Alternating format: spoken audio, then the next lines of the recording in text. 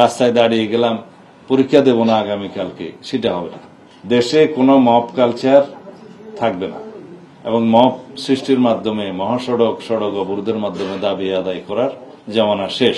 আমি প্রথম দিনই বললাম যে বাংলাদেশে মব কালচার শেষ, এবং বলে যদি কোথাও হয়ে থাকে সেটা আমরা অ্যাড্রেস করব।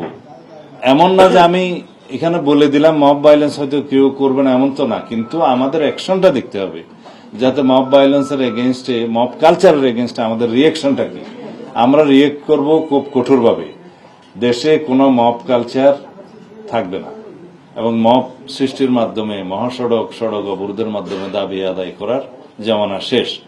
বৈধ পন্থায় স্মারকলিপি দিবে, মিছিল করবে, সমাবেশ করবে, আদালতে যাবে এবং যে কোনো বৈধ বা আইনানুগ কোনো দাবি দেওয়া থাকলে সেটা যথাযথ ফোরামে উপস্থাপন করবে, বিবেচনা হবে। এটাই নিয়ম।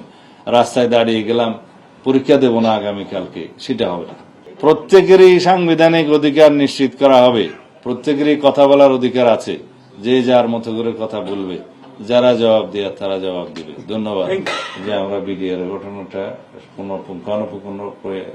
পুনঃতদন্ত অথবা একটা কমিশন গঠন করে কমিশনের রিপোর্ট অনুসারে কাজ করব, সেটার জন্য আমরা ন্যায় বিচার প্রতিষ্ঠার জন্য প্রতিশ্রুতিবদ্ধ। আপাতত এইটুকু বলি, কারণ ডিটেইল এখন বলতে পারবো। তাদের ফাইলটা প্রধান উপদেষ্টার দপ্তরে পেন্ডিং ছিল, শেষ পর্যন্ত অনুমোদন করে নাই।